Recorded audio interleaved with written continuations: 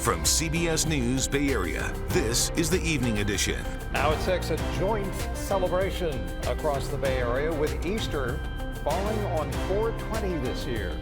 It's chill vibe. It's chill vibes. It's chill vibes. Okay, a high holiday and a holy day share the same turf. Plus, neighbors in the South Bay run short on options. They just don't want us there, but they don't have a solution for us. The latest as San Jose prepares encampment sweeps tomorrow. Later, a Petaluma pardon. How a Vietnam vet got the attention of the governor this week. In your brain, you're like, I'm proud I've served my country. I've done this. How fellow veterans rallied to get his name cleared. Live from the CBS studios in San Francisco on this Sunday evening. I'm Brian Hackney. And I'm Andrea Nakano. It's Easter Sunday with events all across the Bay Area. Dozens of people woke up early this morning to head to Mount Davidson and their annual Easter sunrise service. In San Carlos, the Easter Bunny made quite an entrance at Hiller Aviation, while all walks of life gathered at Dolores Park.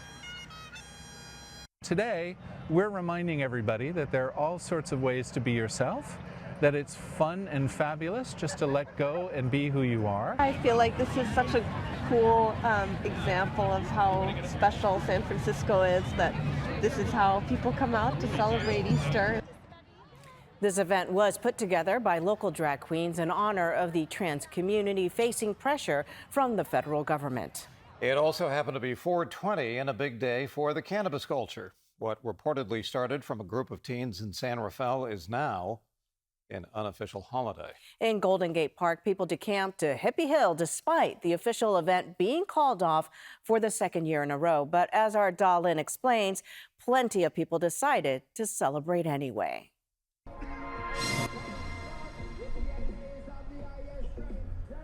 Peace, love, and a whole lot of smoke on Hippie Hill. Every day is 4/20 because I smoke marijuana every day.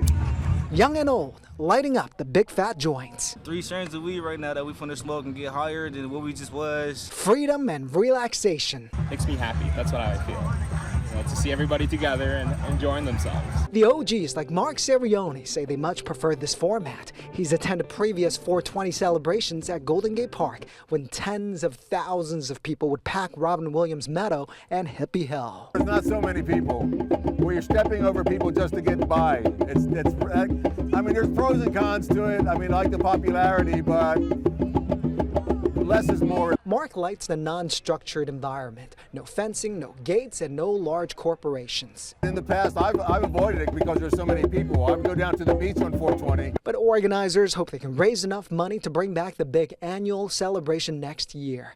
The previous celebrations were for adults 21 and over. These young ladies say they'll turn 21 in time for the next 4/20. For now, we prefer it this way. So, we could just come here and chill. But, hopefully maybe soon there could be events. Without an official event this year, the city once again partnered with Volo Sports to offer free sporting activities at Robin Williams Meadow. Cannabis users are encouraged to take part as well. A lot of this has to do with crowd control. And they know what they're doing. They blocked off the streets the way they're supposed to so they can siphon the way the crowds come and go. The area had a little more traffic than last year because Easter Sunday happened to fall on 4/20 this year. A few hundred yards away, families and young kids were celebrating birthdays and participating in Easter egg hunts. Mark says it's the perfect representation of San Francisco. Peace, love, and harmony. Personally, it just means a lot of fun. It means a way to celebrate, just to celebrate life in general. Yeah, no issues so far. Everybody seems to be coexisting, and it appears to be much more manageable this year. I remember one year when there was an official party here, there was so much smoke here, you couldn't see through the other side of the field. So this year, much more mellow on this 4/20. Well, the weather was a beautiful day for Easter Sunday, and it's going to be even better tomorrow, right? Oh, yes. Okay. I would like to say if you have any extra vacation days, personal days, comp days that you have tomorrow, use them because it's People going will to be be calling in absolutely sick gorgeous. baywide Or tomorrow. maybe get a little sick tomorrow. It's going to be really nice out there with 80s returning to our inland communities. And the reason I say call off is because it's only going to be really one day of those well above average temperatures before a bit of a cool down arrives by the mid to later parts of the upcoming week. This is not right now. Actually, right now, our temperatures are pretty comfortable. They're sitting in the mid to upper 70s across our inland communities, mid to lower 70s around the bay, still a bit chillier closer to our coastal communities, still in the mid 50s as they're dealing with more of that cloud coverage and that marine layer that's going to continue to hold on tight into early tomorrow morning. But once again, by tomorrow afternoon, we are going to be seeing quite a lot more sunshine. I do want to show you all something really cool, a time lapse of all of that fog and that marine layer that continues to hold on tight. But again, it's not going to be here by this time tomorrow evening. A beautiful view from on top of Mark Hopkins. You can see that marine layer in the distance, but we can take a look from on top of Sutro Tower and show you that fog, and that fog continuing to get thicker and thicker into early tomorrow. But again, sunny skies, even for our coastal communities, will return. And I'll let you know how long those sunny skies will stick around coming up in my full forecast. Back to you. All righty, Zoe, thank you. In San Jose, city officials will begin clearing encampments, and that's going to happen tomorrow.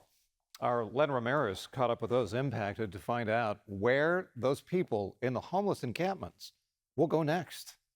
Well, this RV encampment here at Highway 237 and McCarthy Ranch Road has been here for about 5 years, and there are some 45 to 50 vehicles. Many of the vehicles haven't run in years, and so folks are scrambling to get them going again before the abatement happens on Monday, or else they could lose their property. But the biggest problem is where they're going to go after here.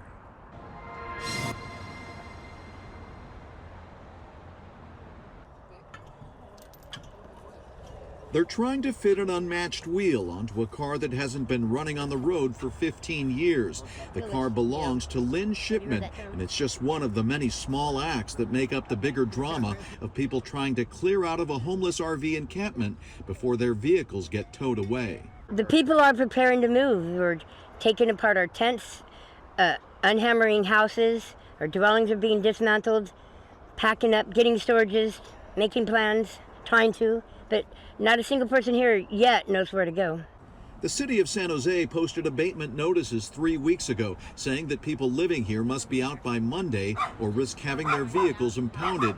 It's one of several RV encampments the city plans to clear out this year. In January, Mayor Matt Mahan made the city's intentions known. I can't prescribe for someone or tell you exactly where every single person's going to go, but I can tell you we need to set a new expectation in San Jose and frankly in the state of California that this is not sustainable. San Jose operates 2 safe parking locations for RV and car campers, but both are full. The city says more are coming later this year, but homeless advocate Yoli Garcia says that's not much help for these folks right now. We have been on top of everybody that's been here to get assessed for housing, and so that they're in line, so they're just waiting, and there's no place for them to go. They just have to wait. One of those waiting is Alexandra Everding, who grew up in the East Bay and whose last job was a manager at Kohl's. She lived in this compact car, but now lives with her boyfriend in an RV. Both vehicles are running, but they just got moved out of Fremont and now San Jose. They want us out of here, but they don't have a solution for any of us. They just want us to go, but it's kind of the same thing anywhere else we go. They just don't want us there, but they don't have a solution for us, so. If there's one silver lining, it's that people are slowly being housed. Lynn recently moved indoors, but it was a 5-year waiting period. In the meantime, charity groups have been coming by offering food to the people who live here, allowing them to spend what money they do have on things like car repairs or gas to get them to whatever their next stop will be. A West Marin community is still reeling after a deadly crash involving 6 teenagers from Archie Williams High School. The single-car crash happened on westbound San Geronimo Valley Road on Friday night when their Volkswagen SUV caught fire after hitting a tree. The community held a vigil last night to mourn together. I mean, the sheer number of fatalities is, I don't think the shock has even set in for our community at this point. We are a tight-knit community. We're a small community. 4 of the teens died while 2 others are reportedly in critical condition. The cause of the crash is still under investigation. Governor Gavin Newsom is offering a $50,000 reward for the suspect who shot a Hillsborough police officer. In February, a suspect ambushed and shot the officer in the station parking lot. The shooter escaped, sparking a manhunt and evacuations in a nearby Burlingame neighborhood. The officer survived the shooting, but as of now, still no suspect. Well, some Bay Area Goodwill locations will close their doors for good pretty soon. 4 stores and 6 donation centers will be affected, including stores in Vallejo and Hayward and donation sites in Walnut Creek and South San Francisco. Goodwill also said that some staff reductions will happen because of those closures. Well, up next, a Petaluma pardon, why the governor stepped in to save a Vietnam vet's reputation. Plus, a San Francisco staple returns to Potrero Hill. Highlights from the Bring Your Own Big Wheel race. It's coming up next.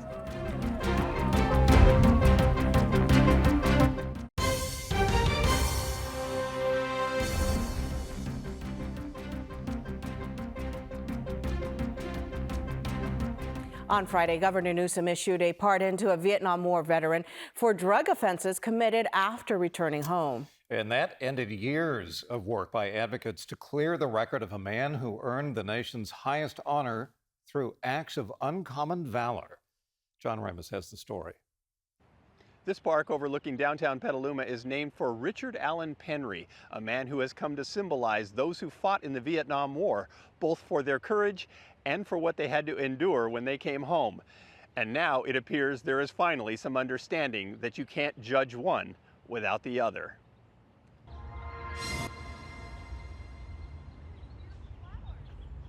It was during Vietnam that they created the Prisoner of War Missing in Action flag to remember those who were left behind. And in some ways, it even represents those who came back. Sergeant Richard Penry, known by most as Butch, was by any account a major hero. One evening in 1970, his platoon was ambushed and most of his buddies seriously wounded. All night, he alone held off enemy fighters, and when dawn broke, he carried 18 men to safety, for which he was awarded the Medal of Honor, the nation's highest military honor. But then he returned to the States, where people hated the war, but took it out on the soldiers. Dwayne Wilson remembers what that was like. Or you come home, and every time you turn around, there's someone either spitting on you or doing or throwing stuff at you or calling you names, calling you baby killer. In your brain, you're like, I'm proud I've served my country, I've done this, but by the time you got back and what you saw, you start to question. And a lot of that generation either self-medicated with alcohol or drugs. Penry was in the grips of PTSD and turned to drugs to try to deal with it. He was arrested in 1973 for trying to sell $950 worth of cocaine. And it looked like that would be his legacy when he died in 1994 at age 45. But later, other soldiers who heard his story took up his cause, led by retired Major Andrew Lemarquand, who served in Iraq and Afghanistan.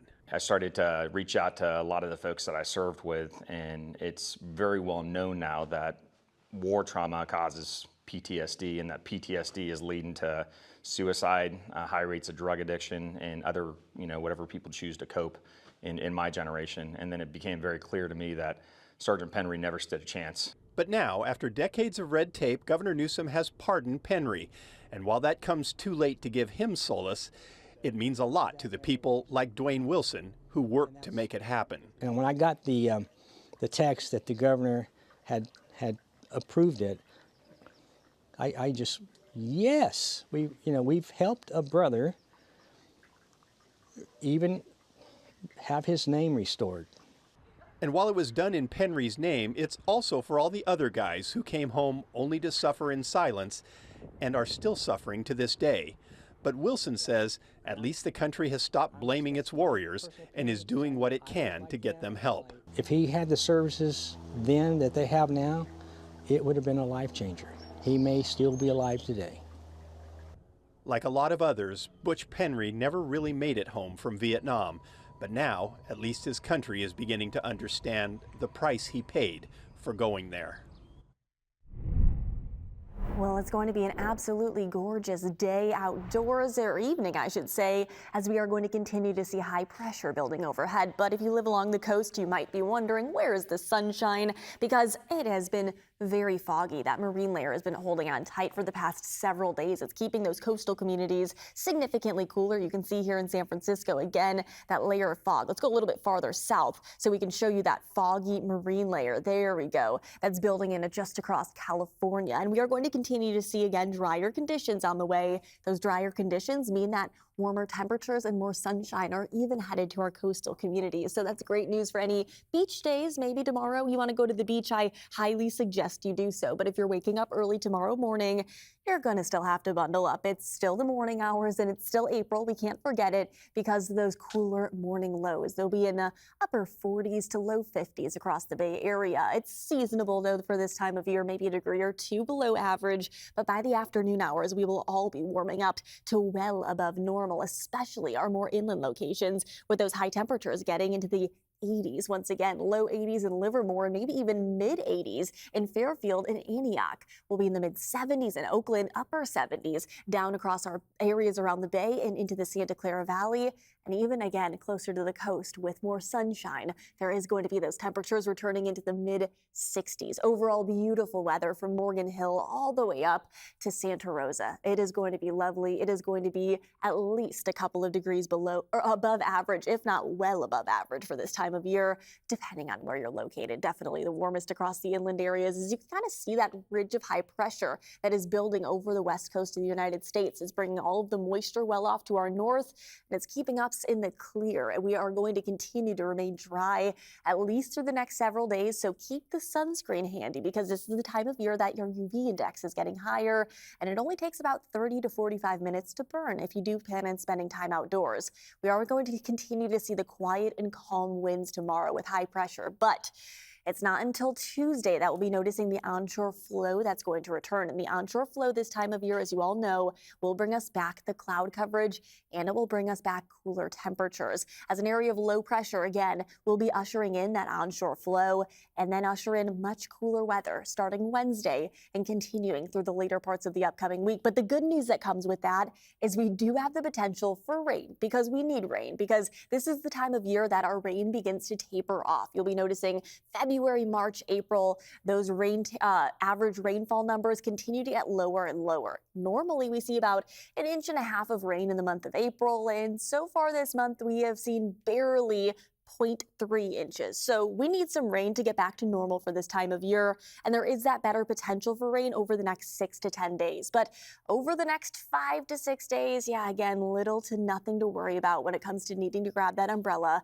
We're going to continue to see these above average temperatures through Tuesday before a big cool down arrays by Wednesday, and those 60s return to our inland areas by Thursday and into Friday, along with a bit more cloud coverage and maybe a little bit of mist. It's not going to be heavy rain, but hey, we'll take whatever we can get this time of year, but get out tomorrow and enjoy those 80s while you can. Matt? From CBS News Bay Area, this is the Evening Edition. Welcome back. More than 1,000 international students across the country, including dozens in California, have seen their legal status or visas revoked, most with little to no explanation. Many are trying to fight back, filing lawsuits against the Trump administration and asking federal judges to issue temporary restraining orders to keep them here in the States. CBS News reporter Andres Gutierrez has the latest on this deportation drama and the outsized impact these students have on the economy. The talent that fuels labs and startups at universities across the nation may be forced out. It just feels like you're less welcome in this country as time goes on. And this Boston grad who asked we conceal his identity moved halfway across the world to get a master's in finance. What made you come to America to study? The American markets is one of the most competitive markets. If you understand how to work in the U.S. markets as a finance person, you could work anywhere else in the world.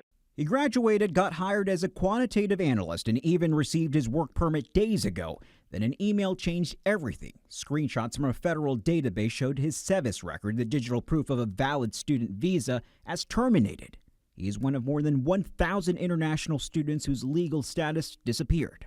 How fearful are your clients right now once they get that notification? Very fearful. A lot of them, they change their address because they know the ICE might get them deported. They have reason to do that. ICE appears to be out of control. In Atlanta, attorneys like Charles Cook are fighting on behalf of 150 students under the threat of deportation. He believes the Trump administration is using artificial intelligence to target them. They said, AI, here's all the students. Check it against every database, every criminal database, every civil database, every immigration database. If you get a hit, send them a revocation. No specific response from DHS to our questions about AI. Most international students aren't eligible for federal financial aid, and so many pay full tuition, helping keep colleges afloat. The long term, you think that this is going to end up hurting the innovation that America can do? I mean, definitely in the perception of people's minds of, what the US stands for in terms of the forefront of technology and things like that. While others are choosing to stay and fight, our Boston grad plans to leave the country. I want to build a career, and this is my prime. Like, if I don't start now, then when? Taking years of training, talent, and ambition somewhere else. California's economy is also under pressure following Friday's release of the state job report. The main takeaway from that report: California is hurting more than most. Total jobs continue to go down, having now declined every month in the first 3 months of this year. And with us now is Michael Bernick, special counsel at the law firm Duane Morris, as well as the former director of California's Employment Development Department. Michael, thank you so much for taking some time with us this Sunday evening. You're right. Let's start at the beginning. Why is California and the Bay Area specifically lagging behind the rest of the country? Well, Brian, we've been having higher unemployment rates here in California, higher than the nation for some years. And of course, the numbers from Friday show our unemployment rate in California, 5.3%, well above the national rate of 4.2%. In fact, above nearly all other states other than Nevada and Michigan. And there are a couple reasons. One, a number of the structural factors that have built up over the years, the costs of doing business here, the empire of employment regulations we've developed, and more recently, budget deficits we're beginning to see in local and state government. So it's not certain immediate dynamics, though we are here in the Bay Area, we are seeing continual tech layoffs, but it's more, I would say, some of these structural factors concerning employment that have been built up over the past 2 decades. Well, I'm just thinking those, I mean, maybe naively, I'm thinking those factors have always been around. It's always been stratospherically expensive to live here. But as you pointed out, California's unemployment rate was 5.3%. That's well above the national average. Are we hurting more than most simply because it's more expensive to live here, everything is pricier here, and companies are now going, let's head to Texas, let's head out of the country? Well, that's part of the dynamic. Now, I will say that some of the factors, Brian, that are being pointed to now really haven't impacted. For example, the federal layoffs. We have 147,000 federal workers in California. That sounds like a large number. It is a large number, but it's less than 1% of our labor force. So it's really not the federal layoffs. It's much more, I think, the cutbacks in federal contracting. And the most of all, it's the uncertainty on the tariffs. Oh, that's yeah, right. I was wondering how you're going to get around to that. Yeah. Yeah, I was going to say, Brian, it's not that we're seeing large-scale layoffs here in California. We haven't seen that yet. We haven't even seen, based on last week's data, particular increase in jobless numbers. What we are seeing, if you talk to California employers, is a hesitancy, a caution to make new hires, given the uncertainty of where the economy is going, given the uncertainty of investment. So it's not the layoffs we're seeing yet, but it's this pause on hiring, hiring freezes, putting hiring decisions in abeyance. That's the dynamic. You alluded to the fact that, a lot of federal jobs are going away. These numbers don't really reflect the impact yet of a lot of these jobs being shed. Is it going to get even worse in the coming months, the numbers for California? Well, you're right. The numbers we saw on Friday only go through the second week in March. The jobless claims that we saw on Thursday are more recent. But yes, I think as the uncertainty continues, and hiring decisions are put on pause, we're likely, and if there's additional federal cutbacks in contracting and state and local cutbacks in contracting, I think we're beginning to see these numbers go up, as they have. Yeah. Brian, we gained jobs on a constant basis between 2022 and 2024 at the end of last year. The first 3 months of this year, we've actually lost 50,000 jobs in the state. Right, so all this is going to be placed in the lap of Gavin Newsom. So Gavin Newsom has made noise about, we're going to try to get California exempt from the tariffs. We're going to do everything to separate ourselves from what's happening in Washington. How is Newsom going to respond to these suddenly bad numbers about California, bad and probably growing worse? Well, he hasn't called me, Brian, so I don't know. Well, but I will say, in terms of short term, as I mentioned at the start, these are long-term dynamics we've built up in California. So it's very hard to turn around in a short time. And I mean, the state budget deficit seems to have stabilized. But we have here in the Bay Area, San Francisco, Oakland, serious deficits. So it's tough thing to move. Hopefully, we'll get some clarity on the tariffs. So fasten your seatbelts. It's going to be a bumpy ride. Michael Bernick, I sure appreciate your time, formerly with EDD. Thanks again, Michael. Thank you, Ryan. Andrea? All right. Well, thank you, Ryan. Well, the Lonnie Chan and Nathan Bender tell me that they may be at risk of losing their company. The labor of love, the Big Spoon Sauce Co., could soon be forced to shut down, and it's still because of a surprise escalation from across the country.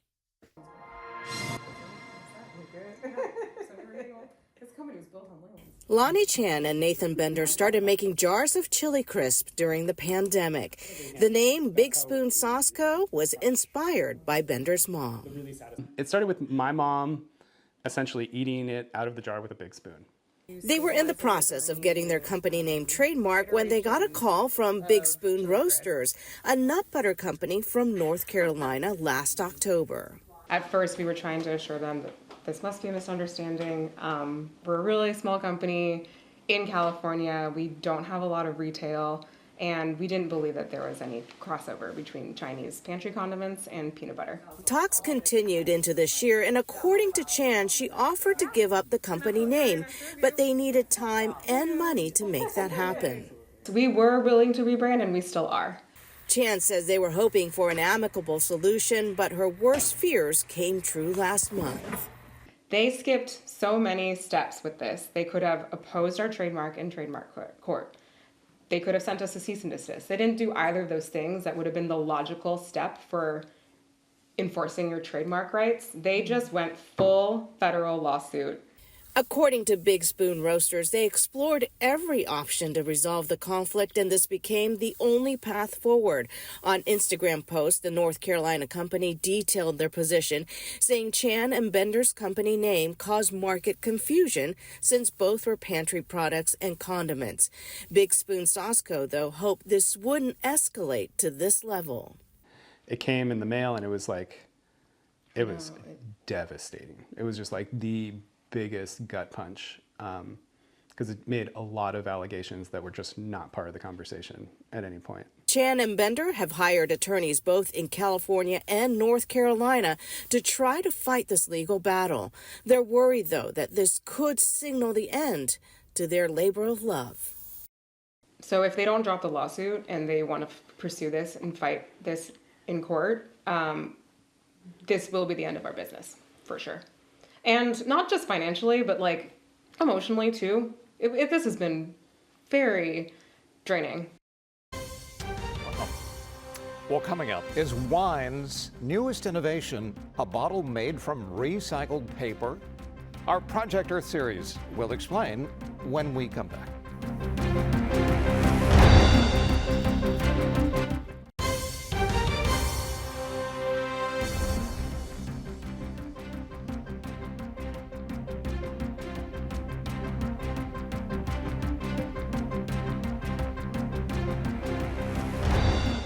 Is rolling in over the city tonight.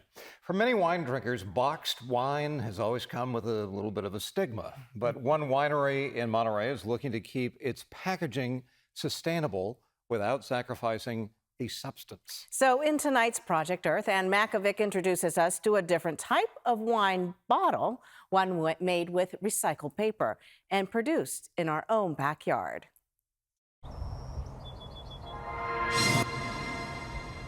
With great soil and a cool climate, Monterey County is the perfect place to grow wine grapes.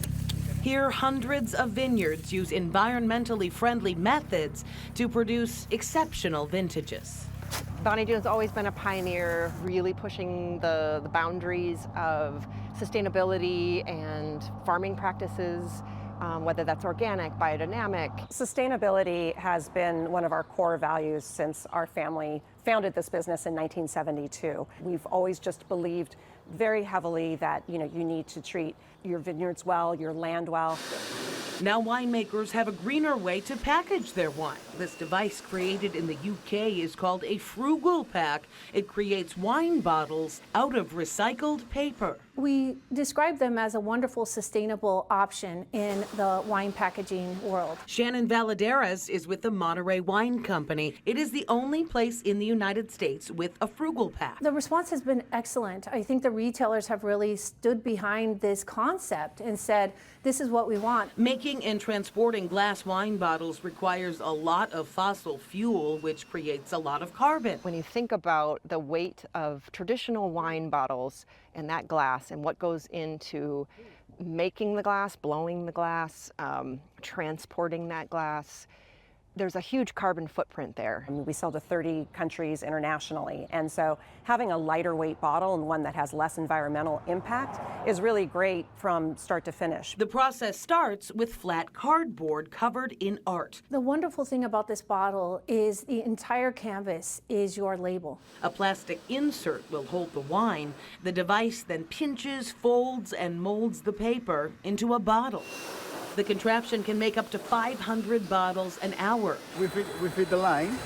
Those bottles are then filled with wine and packed in boxes. This is half the weight of a product that is made with glass. For the winemakers, they are raising a glass. Boy, this is awesome. I really hope that customers in the stores, that they get it, because it's kind of different.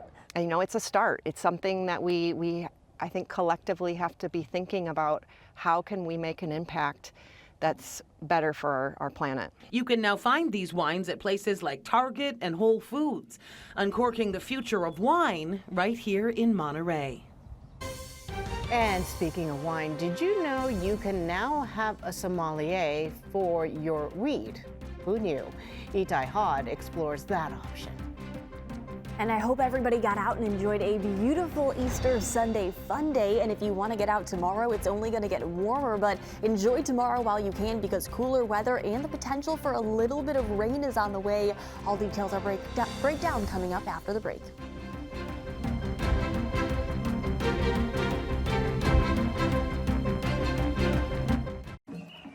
Well, today was the final day of the Northern California Cherry Blossom Festival, closing with the grand parade from Civic Center Plaza down to Japantown. More than 200,000 people were there today, and it was a perfect day for it. And who do we have to thank for forecasting such a perfect day for it? Yes. Ladies and gentlemen, I'm here. You're here. We're all grateful. I mean, I'm not controlling the weather, but I'm happy that you listened to my forecast. And you're in sales, not production. Got out and about. I wish I could call Mother Nature and have her forecast to do something for us. But I mean, it came on a perfect day, Easter Sunday, when most people are out and about. Hopefully you did have your Easter egg hunts outdoors, or you went to the parade, or you just soaked up some sunshine. No matter what you did, hopefully, again, it was outside, but tomorrow it's only going to be even nicer, as we're expecting all of the fog in that marine layer that we've been seeing holding tight to our coastal communities for the past several days. It is finally going to be receding by tomorrow. So yeah, right now you still see that low-hanging fog, that cloud coverage, especially over the western half of San Francisco, and it's keeping our temperatures definitely cooler. We're in the mid-50s right now. Oakland, with that cloud coverage beginning to make its way in, still at 59 degrees, and we're going to continue to see those 70s farther inland as they're seeing a bit more sunshine compared to us. But either way, high pressure will continue to dominate and allow our temperatures to warm up even more tomorrow afternoon. If you want to get out early tomorrow morning, though, again, you got to bundle up. You got to dress in layers, because it's the time of year that early morning hours are still very chilly. They are still going to be in the low 40s across parts of our North Bay communities, upper 40s to low 50s for basically the rest of the Bay Area. So dress in layers, a nice warm jacket to kick off the day. And by the afternoon hours, we are all going to be warming up as the cloud coverage is going to begin to dissipate, and it's going to continue to back off by the afternoon hours, where basically everybody will be seeing plenty of sunshine, allowing those high temperatures to warm up even along our coastal communities to the mid 60s. And San Francisco will even be near 70 degrees, mid to upper 70s around the Bay, and 80s across our inland East Bay communities, from the low 80s in Livermore to the mid 80s up near Fairfield and Antioch. Absolutely gorgeous weather tomorrow. So like we've been talking about, if you can get tomorrow off, or at least maybe leave work early, take your lunch break outdoors, just enjoy yourself. It is going to be really, really nice out there. And it's only one more day of that really nice weather that's going to stick around. So keep the sunscreen handy. The UV index this time of year is increasing. It only takes about 30 minutes to burn if you're planning on spending the day outdoors. Quiet and calm winds sticking around tomorrow, but you'll notice those winds increasing even more by later Tuesday afternoon and evening as that onshore flow will begin to pick up, and that will usher in a bit more cloud coverage. Then a little storm system that's not going to bring us much rain potential is going to bring us a bigger cool down by the mid to later parts of the upcoming week. There is the slight potential for a little bit of mist and low-hanging cloud coverage to maybe bring an isolated shower late Friday and into early Saturday. But over the next 6 to 10 days, overall, we are actually expecting wetter than normal conditions. And we need it because we have seen very dry weather for the month of April, and well, we need to at least get some sort of moisture on the ground. It's not going to come anytime soon though, so still get out and about, enjoy the 80s tomorrow, enjoy the upper 70s even on Tuesday with that onshore flow, the bigger cool down arriving Wednesday, and then even more cool air Thursday and into Friday with a bit more cloud coverage. Keep that in mind for later week plans. It's not going to be nearly as warm as today and tomorrow, so enjoy the warm conditions while you can. Back to you. Well, all righty, Zoe, I think we will take your advice. And coming up, a new certification is generating a lot of buzz in the pot community. No details after the break.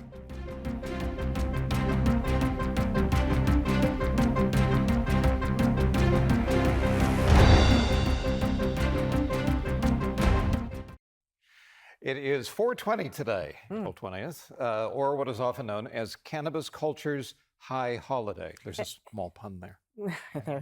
I've heard that. For those looking to class up the joint, did you Very get the nice. pun there? Okay. They might look to do a sommelier for their weed. Itai Hod explains.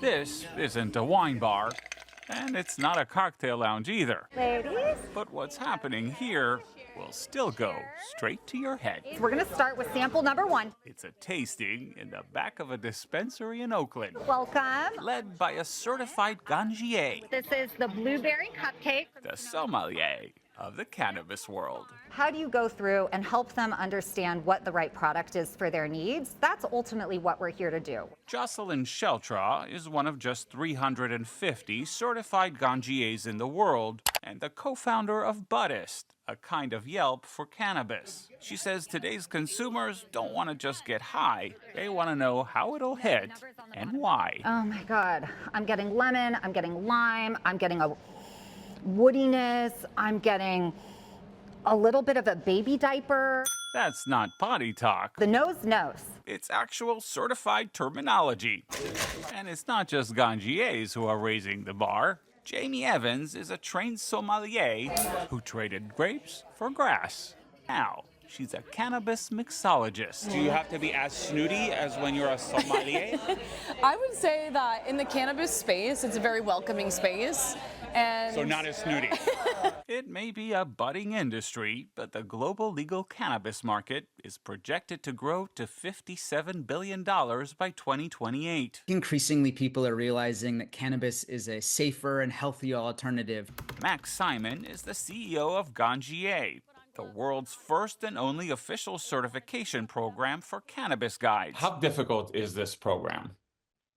It's very rigorous. It covers about 40 hours of online training, a 2-day in-person assessment training, and then a 3-part exam that you have to pass with pretty meticulous criteria to become certified. For Sheltraw, it's about changing the conversation without getting too much into the weeds. This is very, very new, and it's going to take a village. That and a little dose of higher education. We're waiting for that all day. Well, diaper is always that after effect that I think. Yes. Yeah. 60 Minutes is next. Thank you so much for watching.